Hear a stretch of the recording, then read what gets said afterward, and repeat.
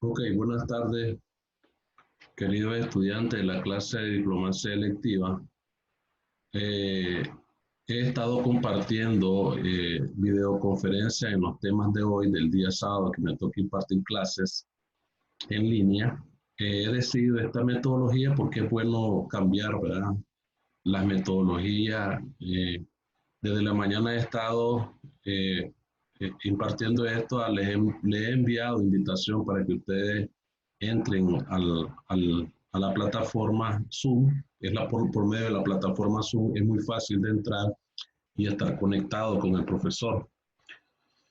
Desde la mañana he estado intentando porque la verdad todos los correos que ustedes tienen los ha rebotado el sistema y no he podido ingresar algunos positivamente, pero en la mañana solo con un estudiante, dos estudiantes han podido entrar porque la verdad el correo que tienen está mal hecho, me los ha rebotado y por eso es que no les ha llegado la invitación. Esto es manera de invitación que yo les mando a su correo. Sería bueno que en la próxima videoconferencia ustedes me manden un correo grupal para yo enviar para que toda la invitación les llegue a todos, ¿verdad? Perdón, para que la invitación les llegue a todos ustedes referente al tema que se va a impartir el sábado para que todo le llegue. Ahorita pues no se pierde nada porque les estoy grabando la videoconferencia para que ustedes la vean porque la voy a subir a la plataforma del American College para que ustedes vean pues el tema y la explicación de la clase que les estoy dando. Así que vámonos al asunto, vamos a ir entrando al asunto que nos compete y es el tema de hoy, como les digo, es el Congreso de Viena. Desde el día que se creó este Congreso, el día que se dio este Congreso en Europa, pasando por la Primera Guerra Mundial hasta la Segunda Guerra Mundial. Bien es sabido que el continente europeo ha sido un continente bastante convulsionado en cuanto a guerras, conflictos, epidemias, etcétera. Así que no es la excepción decir de que el Congreso de Viena no es parte de ese mundo el que vivió Europa después de las guerras napoleónicas, porque la causa fundamental para que se diera el Congreso de Viena fueron las guerras napoleónicas en Europa. Y de hecho, ustedes saben que la estructura diplomática y política que tenía Napoleón Bonaparte era una diplomacia bastante efectiva en cuanto a sus relaciones que tenía con los países con los cuales él tenía relación diplomática. Entonces, aquí el Congreso de Viena, pues se reúnen las potencias vencedoras de las guerras napoleónicas o las guerras napoleónicas que participaron en la los países que participaron en la guerra contra Napoleón son los que se reunieron en Viena, el, en el año de 1814 al año de 1815. Aquí realmente lo más importante es ver cuál fue el objetivo de la reunión, qué función tuvo la diplomacia en todo ese periodo. Estoy hablando en términos generales, ¿verdad? Porque como que no me va a dar mucho el tiempo y no puedo cargar mucho la plataforma porque no me lo soporta el video más de 30 minutos. No, lo más que puedo durar son 25 minutos. Así que aquí lo más importante es ver cómo la diplomacia jugó un rol tan importante después de las guerras napoleónicas. El primer momento diplomático que aparece en Europa en ese momento es el mismo Congreso de Viena. El Congreso de Viena que se reúne en 1814 tras la derrota de Bonaparte. En Europa comienza un periodo que se denomina la Restauración. Es decir, la Restauración, como se reúne en ese Congreso de Viena, se reúnen todos aquellos imperios monárquicos, porque prácticamente esas guerras fueron guerras entre monarquías, por decirlo así. No habían guerras que se definieran por un título que tuviera un contenido populista, sino más bien fueron guerras meramente aristocráticas, guerras de la aristocracia, por la hegemonía en el continente europeo. Entonces, esta restauración aparece en el año, eh, este, eh, la guerra napoleónica, perdón, la guerra napoleónica comienza en Europa un nuevo periodo. Tras la derrota de Bonaparte comienza en Europa un nuevo periodo que se denomina la Restauración. Con la Restauración, como dije, pretendían volver a la situación anterior de 1789. Todo lo que en el panorama político social que existía hasta 1789 es que pretendían todos los que se reunieron en el Congreso de Viena volver a ese periodo. El Congreso de Viena tiene su etapa, tiene su fecha en que se aprobó, como ya se lo había dicho, entre 1814 y 1815. El nuevo orden lo lideran las potencias que vencieron a Napoleón en el Congreso bajo la coordinación del canciller austriaco Metternich. Las potencias vencedoras y protagonistas, perdón, las potencias vencedoras y protagonistas fueron Austria, Prusia, Rusia y Gran Bretaña.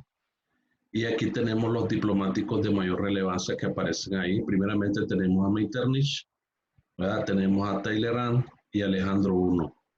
Metternich por el canciller alemán, ¿verdad? Talleyrand, representante de la diplomacia francesa, y Alejandro I, representante de la diplomacia rusa, Otros dos personajes importantes en el Congreso de Viena fue el ministro francés de Asuntos Exteriores, como ya les he dicho, y el de Rusia, y el zar de Rusia. El zar de Rusia, que era Alejandro I.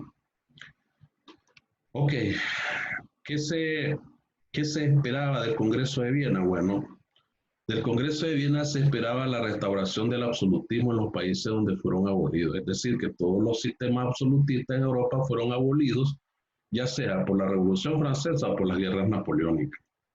Se esperaba también que el Congreso de Viena mantuviera, un equilibrio internacional. Este equilibrio internacional, fue propuesto por Gran Bretaña y defendido por Gran Bretaña para evitar que nadie amenazase su hegemonía en el mar. Recuerda que en ese periodo Alemania tenía jugaba un rol hegemónico y alrededor de ese rol es que funcionaba la diplomacia británica. Es tal como hoy Estados Unidos, Rusia, China, que tienen una gran influencia a nivel mundial.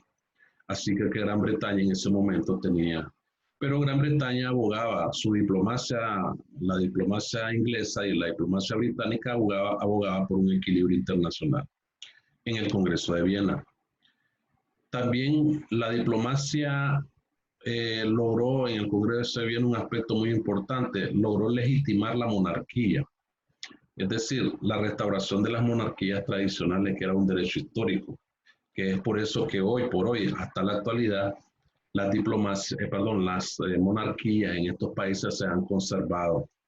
Claro, con otro apéndice, por decirlo así, con otro concepto político, es mejor así decirlo, porque existen lo que son las monarquías constitucionales, que son básicamente lo mismo, pero lo que se logra encontrar allí en el Congreso de Viena es la legitimidad de la monarquía. Tenemos que en el Congreso de Viena también se plantea el intervencionismo político, que es el derecho que tienen estos países de intervenir para restablecer la monarquía legítima. Otro aspecto importante que logra la diplomacia entender ahí es que busca cómo reorganizar territorialmente a Europa, más que Europa en su totalidad, aquellos países que habían tenido una participación directa en las guerras napoleónicas, incluyendo Francia, porque Francia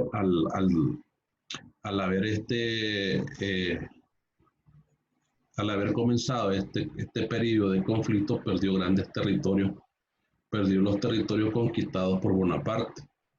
Es decir, Bonaparte conquistó muchos territorios que eran parte de Europa, que eran parte de esos países que actualmente se llaman Alemania, Austria. Entonces,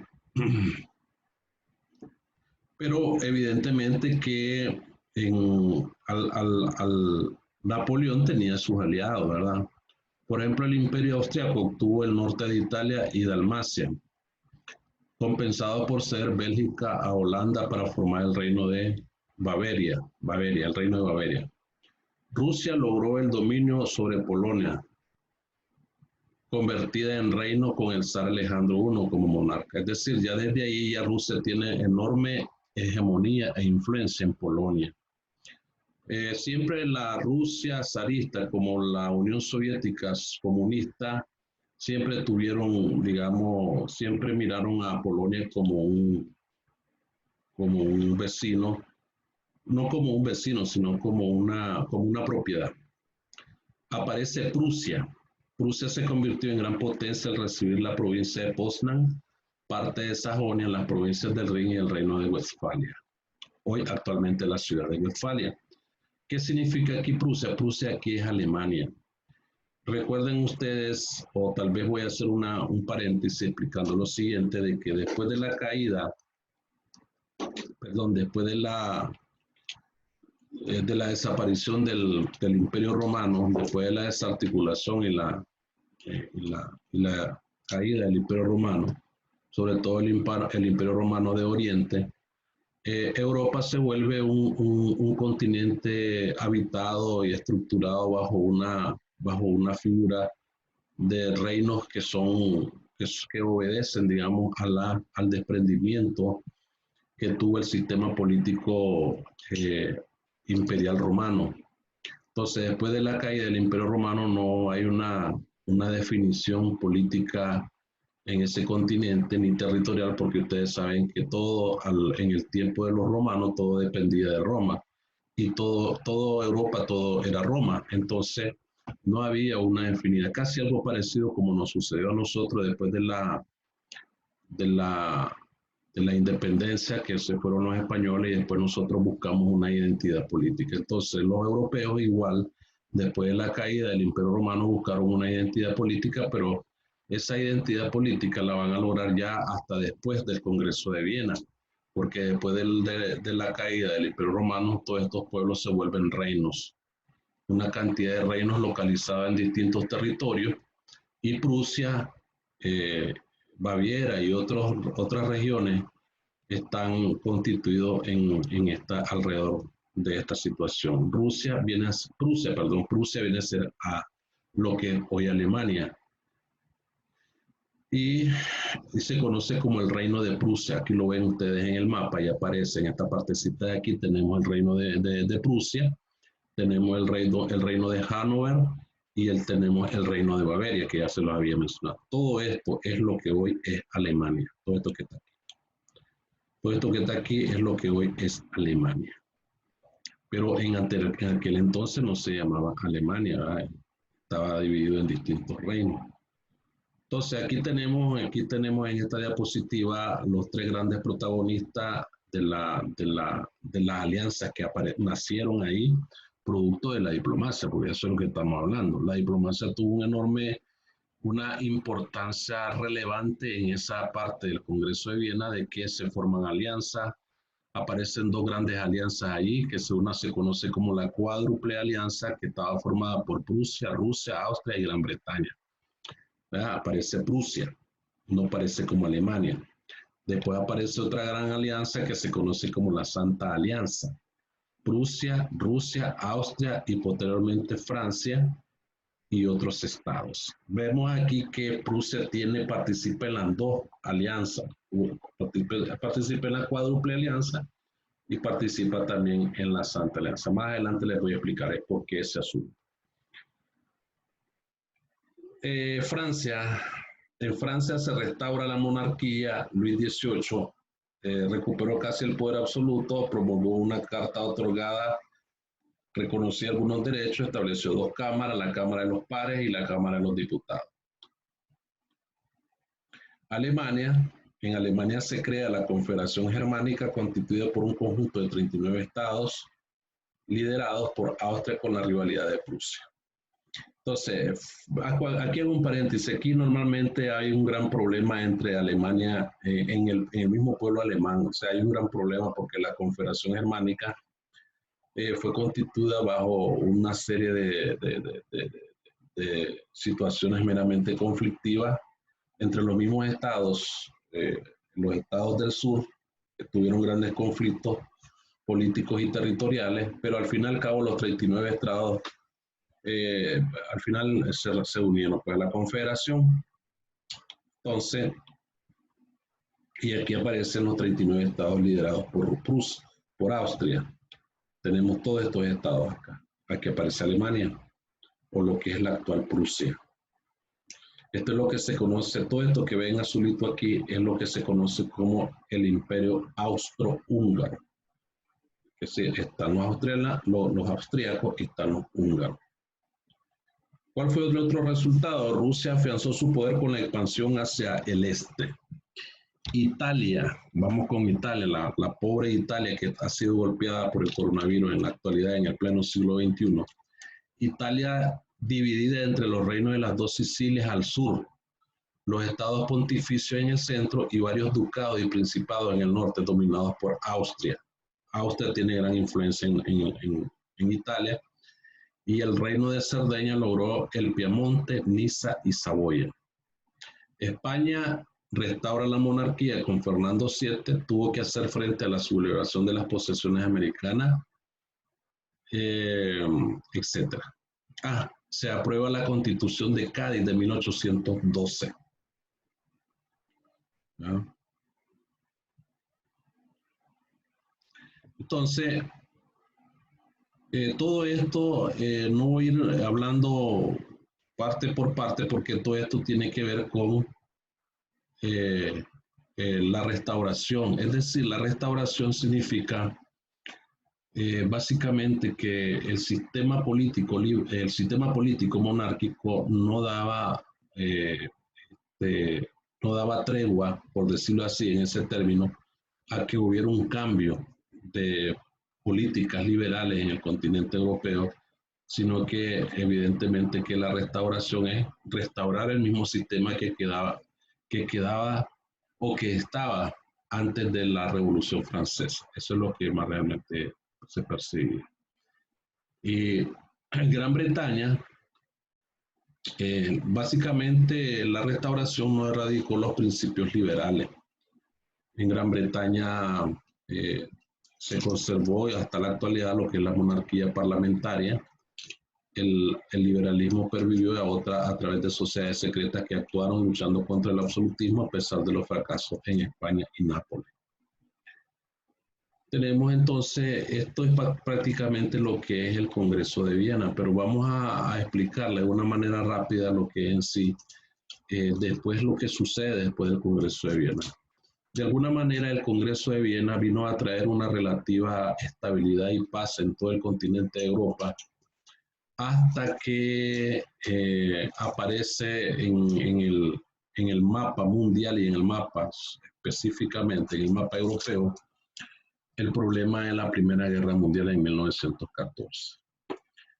Esto es producto, evidentemente, que la diplomacia no logra, la diplomacia europea sobre todo, no logra frenar estos conflictos porque hay intereses económicos, intereses coloniales fuertes de por medio. Ustedes saben que, por ejemplo, en este mapa vemos que lo que es el continente europeo básicamente tiene como vecino África, que son muy próximos, y Asia. Entonces, esos dos últimos continentes son muy ricos en muchos recursos naturales, por lo tanto, las potencias o las metrópolis europeas, en este caso Holanda, Alemania, en este caso Prusia, podemos decirlo así, todo lo que es a finales del siglo XIX, 1850 hasta 1899, por decirlo así, básicamente hay un relativo equilibrio de poder. El equilibrio político internacional al que me refería al principio, el que busca Gran Bretaña de se mantiene hasta 1918. que es la, el inicio de la Primera Guerra Mundial. Pero con el inicio de la Primera Guerra Mundial se rompe ese equilibrio de poder. Ese equilibrio de poder realmente mantiene una relación balanceada, políticamente hablando, entre los principales o poderosos países europeos hasta la Primera Guerra Mundial, que es donde se rompe el equilibrio. Después pasa la Primera Guerra Mundial, llegamos a la Sociedad de Naciones, que nace producto de unos encuentros y conferencias internacionales que se dan. Aparece el presidente de los Estados Unidos proponiendo los famosos 14 puntos en la Sociedad de Naciones para crear esta organización. Se crea la organización. Estados Unidos no toma parte en esta organización porque el Congreso le deniega la participación, y llegamos hasta el año de 1939, donde realmente se inicia la Segunda Guerra Mundial, y hay una cantidad de movimientos diplomáticos antes antes de terminar la Segunda Guerra Mundial, sobre todo los países que llevan la mayor parte de responsabilidad en el desarrollo de la guerra, como es la Unión Soviética en ese momento, Gran Bretaña y Estados Unidos. Y ya hay encuentros muy importantes entre los principales jefes de Estado de esos tres países, como en el caso de la Unión Soviética, Stalin, en el caso de Gran Bretaña, el primer ministro Churchill, y en el caso de Estados Unidos, el presidente de los Estados Unidos, Roosevelt. Estos tres se reúnen en una serie de conferencias que se dan antes de que finalice la Primera Guerra Mundial, antes que finalice la Segunda Guerra Mundial, y todas estas reuniones desembocan al final de 1945 la creación de la organización actual que se conoce como las Naciones Unidas. Hasta aquí, pues, quiero darles a ustedes esta exposición de este tema para que ustedes lo escuchen y comiencen a trabajar la tarea que les voy a asignar. Sería bueno de que ustedes estén pendientes de la, de la próxima videoconferencia que se va a dar el próximo sábado a las 2:20. Yo les voy a mandar la invitación y estén pendientes. Muchas gracias por por la atención prestada. Cuídense y que Dios los bendiga.